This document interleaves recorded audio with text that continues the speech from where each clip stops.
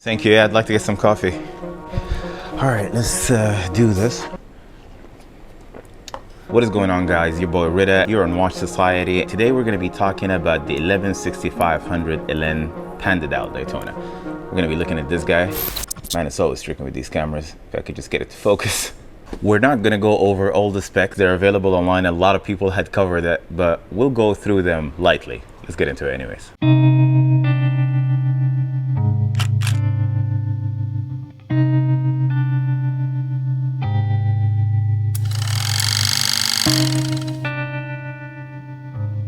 Okay, first things first, the oyster bracelet. I wanted number one to change the look, number two, keep the bracelet as scratch free as possible for as long as possible too, because the thing is, the center polish links attract scratches like no other. From the universe, it would just fall down on you. So if someone just subliminally suggests it to you, it'll appear on the bracelet. Damn.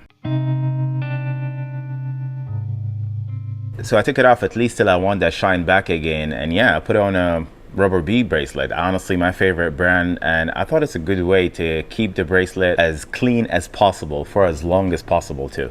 This is not sponsored content, by the way. Let me tell you something. RubberB is the best strap company on the planet, literally. For your Rolex, for your Tudor, Panerai, AP, just name it, they've got you covered. And again, this is not sponsored. This is my own personal experience. I've been buying from RubberB for the past 2 years and nothing matches it.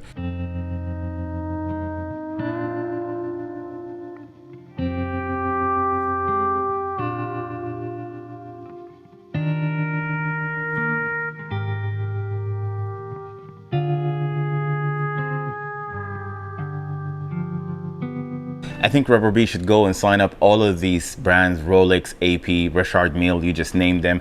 Their quality is unbeatable. It's not something you can compete with. And in my own personal opinion, I think they do a better job than the original brands making straps for their own watches. Believe me when I say this, I've tried the LeBron James on before. I've tried so many watches, even the Aquanaut from Patek Philippe with their rubber strap. And this is a million times better. It's much more durable. It fits the wrist perfect, and it just protects it in a way where you just feel safe about it. You know it's not going to fall off or anything like that. It feels quality. RubberB all the way. And again, this is not sponsored content. They're not paying me to say this. But RubberB, if you ever want to sponsor a video, please, by all means, I'll gladly accept that. I'm honestly surprised. The quality is a million times better than the Oyster Flex you get with Rolex, the Richard Mille straps, or even the rubber AP straps, and even much more affordable. Let's not forget that.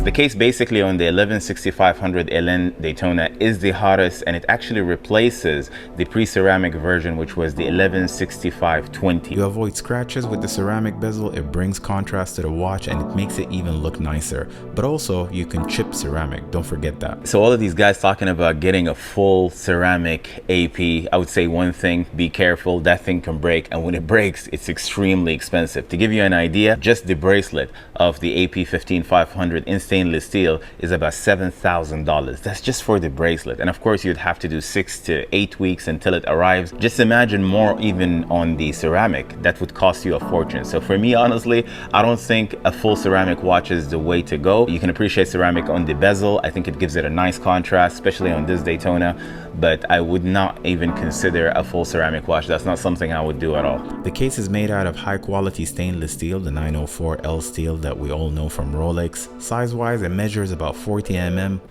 on paper, but you know what, maybe considering the pushers, really it wears smaller. It wears like a 38, maybe a 39, or maybe like a large vintage case size. Back in the days, 38, 36 even was considered a large size. 50 years ago, Rolex gave out these Daytonas for free. If you're in for, say, a day just or a day date that you're looking to buy, they would just throw in a Daytona free of charge, believe it or not. In my opinion, this is nice, sporty and classic. This is what this watch is, sporty and classic. And even with the pushers, this chronograph is really the right size on anybody's wrist.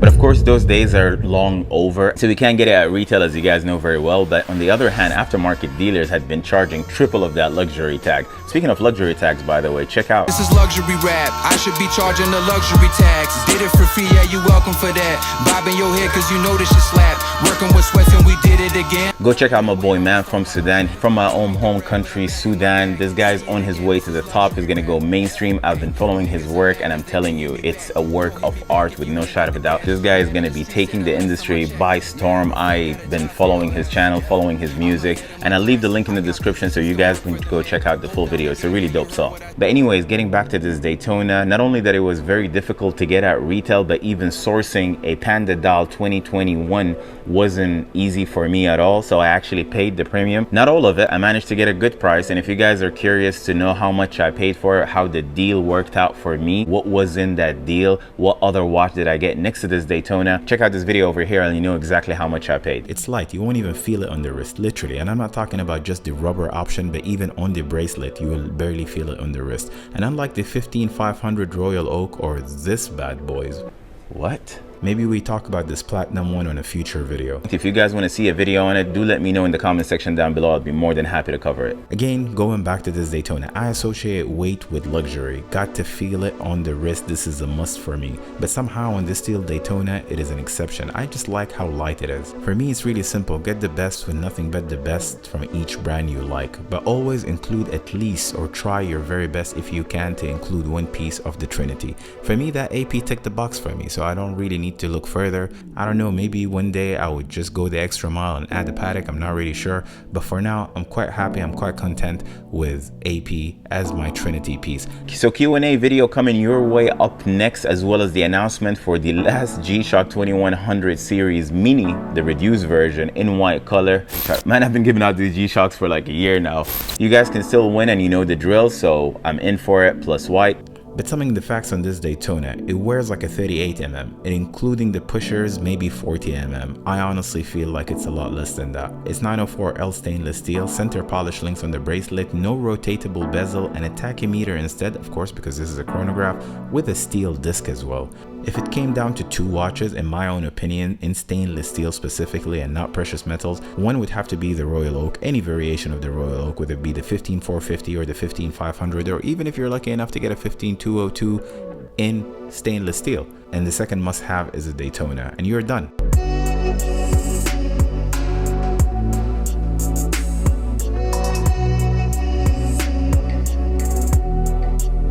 That's the snippet for this video. Subscribe, turn on the notification bell, and I'll catch you guys next week as well. So peace and take care.